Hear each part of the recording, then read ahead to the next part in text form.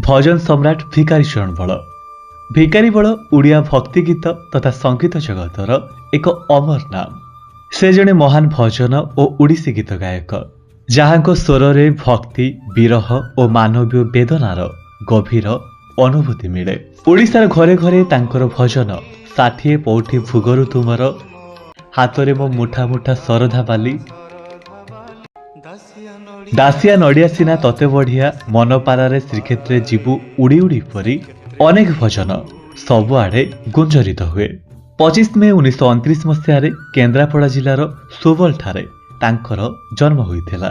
तांकर पितांको नाम थिला रामचंद्र बल और मातांको नाम थिला गेल्हाराणी बल एवं से उषाराणी देवी को विवाह करथिले। 1963 मसीह से जड़े ए श्रेणीर गायक भावे गणित हेले। तांकर सर्वाधिक लोकप्रियता कोठ भोगखिया गीतरू अनेक बढ़ी जाइथिला। तांकर जगन्नाथ भजन और गीत गोविंदर आवृत्ति तांको ओडिशार पुरपल्ली रे परिचित कराइथिला। ता सह से ओडिया चलचित्र रे चंपू छंद लोकगीत एवं भक्तिमय गीत मध्य गाइथिले। तांकर जगन्नाथ प्रति समर्पित गीत पाई तांको पुरी गजपति दिव्यसिंह देव भजन सम्राट उपाधि रे भूषित करथिले और तांको श्रीक्षेत्र रे चामर सेवा करिवार मध्य सुजोग मिलिथिला।